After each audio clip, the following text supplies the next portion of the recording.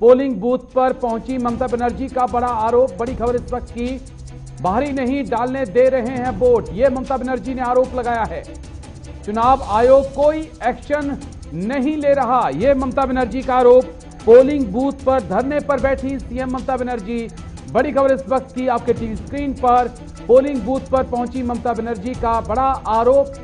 बाहरी नहीं डालने दे रहे वोट, ममता बनर्जी ने यह कहा। चुनाव आयोग कोई एक्शन नहीं ले रहा, यह ममता बनर्जी ने कहा। उन्होंने सुप्रीम कोर्ट तक जाने की बात कह दी है। पोलिंग बूथ पर धरने पे ममता बनर्जी बैठी हैं। उनका कहना है कि बाहरी लोग जो हैं स्थानीय लोगों को वोट डालने नहीं दे रहे। बड़ी खबर इस वक्त की आपके टीवी स्क्रीन पर, ममता बनर्जी ने कई संगीन आरोप लगाए हैं। पश्चिम बंगाल में वोटिंग ने रफ्तार पकड़ ली है। 1:30 बजे तक के आंकड़े 58.15% वोटिंग हुई थी। पोलिंग बूथ पे ममता बनर्जी पहुंची हैं। तस्वीरें भी आपके टीवी स्क्रीन पे हम आपको दिखा रहे हैं।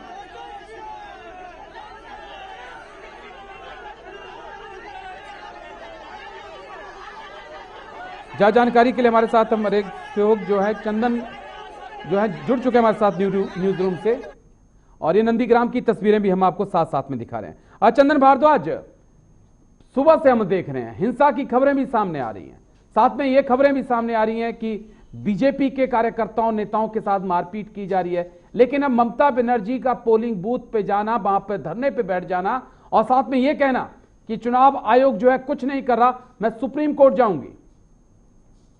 राजेश, देखिए निश्चित तौर पर पश्चिम बंगाल के दूसरे चरण के मतदान में नंदीग्राम से जो तस्वीरें निकलकर सामने आ रही है, कमोबेश ऐसी तस्वीरों की कयास हम पहले ही लगा रहे थे, क्योंकि पश्चिम बंगाल में चुनाव जो है शांतिपूर्ण हो जाए इसकी संभावना न के बराबर होती है। लेकिन अब जो तस्वीरें निकलकर सामने आ रही हैं जिसमें ममता बनर्जी व्हील चेयर पर बैठकर पोलिंग बूथ के बाहर धरना देती हुई नजर आ रही हैं, वो दिखा रहा है कि आखिर नंदीग्राम कितना महत्वपूर्ण है पश्चिम बंगाल के इस चुनावी समर में।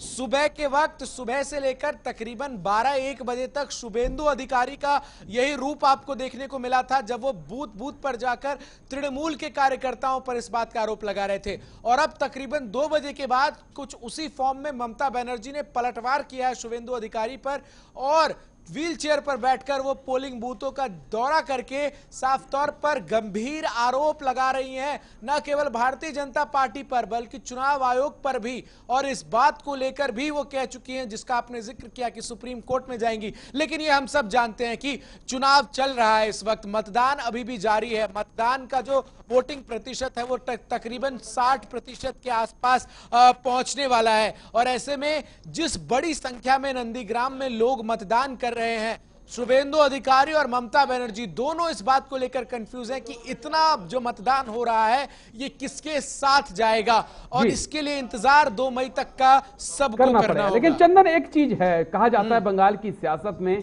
कि जिसने नंदीग्राम जीता उसने समझो पश्चिम बंगाल जीत लिया जी। तो डर तो लाजमी है दोनों पक्षों में। बिल्कुल बिल्कुल, डर स्वाभाविक तौर पर। देखिए, ममता बनर्जी के पास खोने को सब कुछ है, शुभेंदु अधिकारी के पास खोने को कुछ नहीं है। अगर शुभेंदु अधिकारी हार भी जाते हैं तो वो एक वीर गति को प्राप्त सिपाही के तौर पर भारतीय जनता पार्टी में किसी राज्यसभा सीट या कुछ भी उनको दिया जा सकता है। लेकिन ममता बनर्जी अगर हारती है तो मुख्यमंत्री, सिटिंग मुख्यमंत्री है ममता बनर्जी राजेश, तो इसलिए उनका जीतना जो है वो और महत्वपूर्ण हो जाता है। और जिस तरीके से पिछले चुनाव में वोट प्रतिशत की बात करें तो लगभग 67% वोट जो है वो शुभेंदु अधिकारी के पक्ष में पड़े थे। अब ये देखना दिलचस्प होगा कि जैसे जैसे ये मतदान प्रतिशत बढ़ रहा है, ये बढ़ता हुआ मतदान प्रतिशत क्या शुभेंदु अधिकारी जो कि अब तृणमूल से भारतीय जनता पार्टी पर खड़े हैं, क्या उसी वोट प्रतिशत को भारतीय जनता पार्टी में लाने में कामयाब रहेंगे, या फिर जिस नंदीग्राम से ममता बनर्जी ने